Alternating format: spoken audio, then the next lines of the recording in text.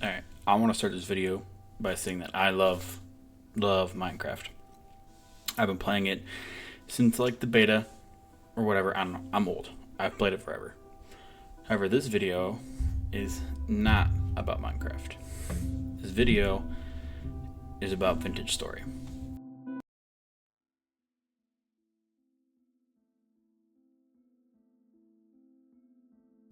See, Vintage Story started out as a mod for Minecraft called Vintage Craft. I never played it, so I won't go over that. However, the standalone game is beyond amazing. Now, I'm not saying that Minecraft sucks or whatever. I love Minecraft. I played it forever. However, there's been quite a decline in the quality of updates that Minecraft releases. I still love Minecraft. I still like going to play it. I still have fun, but the amount of fun I've had in Vintage Story recently, specifically, is unparalleled to any fun I could currently have in Minecraft. That might just be because I'm old. Maybe it's because I'm old. But I don't know. It has something special to it, and that's what I want to go over. I also want to start this by saying I'm not an expert. I am not a game dev, nor am I a professional game reviewer or anything like that. Everything I say in this video is subjective and is my personal opinion. I'm just a guy who has played games his whole life and wants to appreciate the game. Like I said, I'm not super professional. I'm not a professional gamer. I don't make money from playing games. I don't go to tournaments. I like to sit down at the end of the day after whatever the day held, and I like to play games for a couple hours. And that's the kind of person I am, and I've been doing that my whole life since I was 5. Of course, I'm not a fucking basement dweller. I go outside, I do stuff. I go out to restaurants with my friends. We go and do things. You know, I have friends. I have actual interactions with real people. You know, I'm not just some guy who does nothing but play video games all day, but I do love video games, and it is a very enjoyable hobby for me.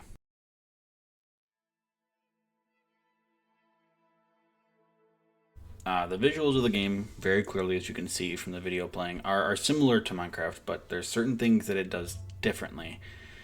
The lighting, the shaders, the way the grass, the vines, the leaves, the plants move when it's windy, the way that you can tell if rain is coming by watching the clouds. It's similar yet different in so many ways. At the end of the day, it's another block crafting game, but it's not the same.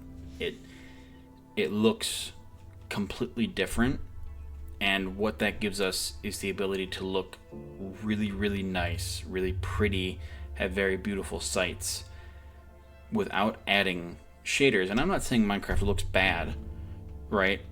I mean, obviously it doesn't look great. It's a fucking block game. You know, you're not going to get anything gorgeous. It's not going to look like God of War. You know, it's not going to look like Red Dead Redemption 2. But it's not what it's meant to be. It's meant to be fun and enjoyable. And it uses its blocky aesthetic to be fun. And Vintage Story does that, but also works off of lighting and wind. It takes in everything that's happening in the world and actually uses it, instead of, like in Minecraft, rain just shows up. You know, I mean, you can tell rain is coming if you're looking at the sky. You know, there's so many different things that you can just see and you can tell what's going on. You know, I mean, the difference is that it adds a new layer to the game that Minecraft doesn't have. And again, I'm not gonna dog or bad talk Minecraft. You know, it's not what I'm here to do. Because in my eyes, Minecraft and Vintage Story play a different role. And I'll get into that later, but to me, Minecraft is more of a game that you hop on real quick and you can play and have fun and goof around and run around, and you know, you go to the mines to collect diamonds and have fun. Vintage Story is more of a survival game than Minecraft is, in my opinion. That's how I see them, at least. Another thing about Vintage Story is everything is more difficult. Everything takes time. Obviously, it's much faster than it would be in real life. Like, 48 minutes in real life is a day in Vintage Story. So, a little less than an hour, 2 minutes in real life for 1 hour in Vintage Story. But I enjoy the amount of time it takes for things to get done. I enjoy creating things. I enjoy the process it takes to get things done, because the feeling of accomplishment afterwards is exhilarating. The ability to craft things voxel by voxel and change blocks to be specifically the size and or shape to fit whatever build you're making, to me, is just amazing. And of course there's some downsides to it being a more difficult, things taking more time, is that it's not going to be for everyone. But Vintage Story isn't trying to fill that role of being for everyone.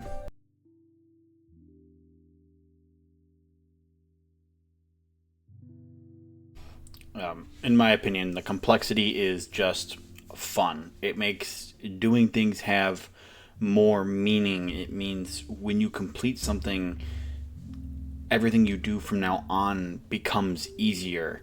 When you get your first bit of copper and make your first copper axe, suddenly chopping trees becomes way easier. When you upgrade that to bronze, it makes it even easier. Things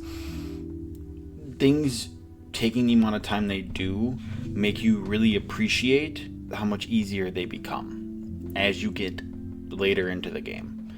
And that's why I enjoy it so much, is that you can see the progression so simply and so easily. And yeah, you could say the same for Minecraft, but the progression in Minecraft happens like that, except for maybe Netherite. I know Netherite takes time to get your hands on, but you can find diamonds within 10 minutes. Realistically, maybe even less than that. And the progression in Vintage Story, because it takes time, allows you to appreciate it more. You get to see the progression easier because of that. You get to see it firsthand. And I think that is part of the thing that makes Vintage Story special, is the fact that it just doesn't happen immediately. You get to appreciate every single stepping stone you make, because all of a sudden your life is easier.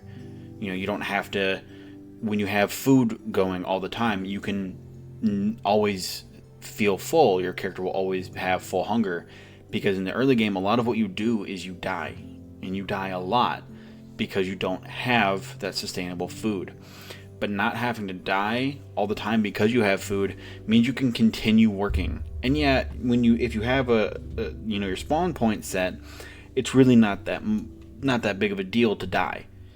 But if you don't have your spawn point set, because you just don't get lucky enough to get the temporal gear to, set your spawn point, then you're either having to set base in one spot and can't move anywhere, or you're having to run back home every single time you run out of hunger. And it's just, once you get food, it makes it so you don't have to do that anymore. Once you have a sustainable source of food, so you feel it with every step, with every progression you make. Things become easier, and you can actually sit there and appreciate each singular step. Of course, the game's not perfect. There's a few small things I would change, like with the animals. You see, animals require generations in the game. So when you first get your hands on a wild animal, once they breed and have children, then that becomes generation 1. And then once the generation 1s have babies, then it becomes generation 2, and so forth. And through each generation, they become less and less hostile and or scared of you. Right? So by 10th generation they're fully tamed and will no longer run or be hostile to you in any way. And I think this is a good system. Maybe not as many generations necessary, but I believe that's something that you can change in the settings of the game when you start a world.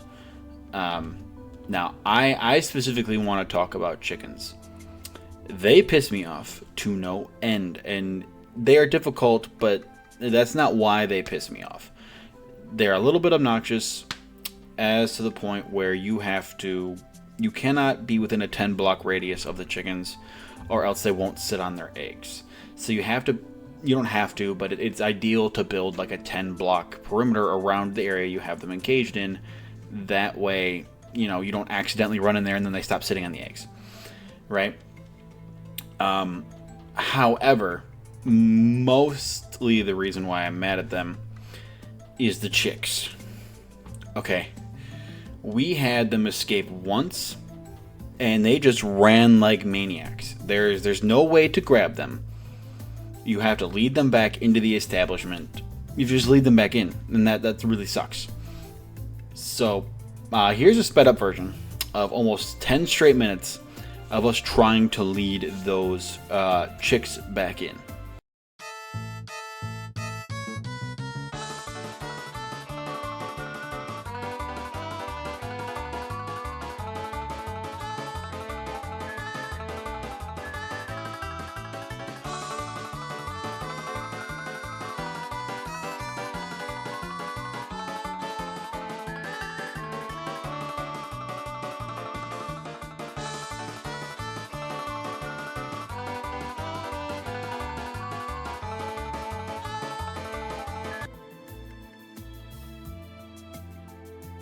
Now, I'm a grown man. I promise you, I could pick up a baby chick. I can promise you with my hand, I could scoop down and grab the little bastard. I just wish that I could do that, because it's a little obnoxious. Again, the game's not perfect, but again, I don't need a game to be perfect. I'd rather a game not be perfect. There's a few other things, for some reason the bears have fucking stretchy arms and can hit you from light years away, or they'll lunge at you while you're in the water and jump like 4 fucking blocks with, nothing. Like, they don't push off anything. They're in the water and they'll launch themselves at you like they're on the ground and they're Superman fucking launching off the ground to come at you. And that's a little obnoxious, but it's okay. Games don't need to be perfect, in my opinion. Because if they're perfect, you would stick to that one game and never play anything else, and that would cause me to not try things. If I didn't try other things, I would never have found a game like this. And honestly, that's really all I can think of. There's not much else that's really bad about the game. I mean, I love the rest of it pretty much. The classes you can pick from, each class having their own their upsides and downsides, except for the commoner, which doesn't get any upsides but also doesn't get any downsides. The mini-map, being able to add markings to the mini-map that you can name and change the icons and the color of the icons. The torches giving off light while you hold them, and the fact that you can hold them in the offhand so that you can continue to do things while you have a light. There's so many quality of life things that it has that just make the game enjoyable, because you can make it easier for you. One thing I wish that I could do is tame wolves. I don't really count that as something against the game, simply because the devs said they're going to add it in the future, and it's my belief that they just want to do it correctly. So they're taking their time with it, and I respect that, because I'd rather it take longer and be done better. That way they don't just have to patch it until it works. I don't think this game gets talked about a lot, and frankly, I think that's a good thing, kind of, but also I like it, so I want to yap about it. And of course, I'm not no big YouTuber. I have 2 subscribers at the current moment of recording this, but I like to talk, and I like to talk about things that I enjoy, and I figured the best way to, talk about the thing that I enjoy and possibly get other people to talk about it is to post online. I've been playing it a lot, and I figured maybe I should make a video about it. I haven't made it too far into the game, so there's no mods that have been added yet, but from what I've seen, the mods are actually super cool, and very, very easily supported, and you can play with mods with your friends really easy. As long as you guys have the same ones downloaded when you join the world, I'm pretty sure that it is the same. I don't think it's too difficult. I'm not sure, like I said, I'm not sure, I haven't gone into mods too much, but it's not going to be that difficult from what I can understand. Yeah, that's about it. I could yap about this game for a long time. I enjoy the game. I enjoy the complexity, as I said before many times. This is the sort of content I kind of want to post here on YouTube. Of course, I'm going to keep streaming. I'm going to keep posting funny clips to the shorts version of YouTube. I'm going to keep posting my clips to TikTok, you know, all that. But I think YouTube is where I'm going to probably record and post a lot of yap sessions about games that I think need some more attention, or at least ones that I think are personally obscure and don't get talked about a lot, that I think are really good and I believe deserve love. If you like this sort of content, please don't hesitate to like and subscribe. Again, it's not necessary, you know, I'm just posting this because I like to talk and I enjoy sharing the way I feel about the things that I enjoy. So I'm not sure what the next video will be about yet. There's a couple ideas in my head of things that I want to yap about. Like I said, I want to do things that are more like obscure games, but of course there's not a lot of obscure games that I can think of off the top of my head. So there will be other yap sessions that I go through about other things with gameplay in the background, and probably also a few like clip compilations or maybe a few other things depending on what I feel like making. But other than that, I hope to see you in the next one whenever I get around to that.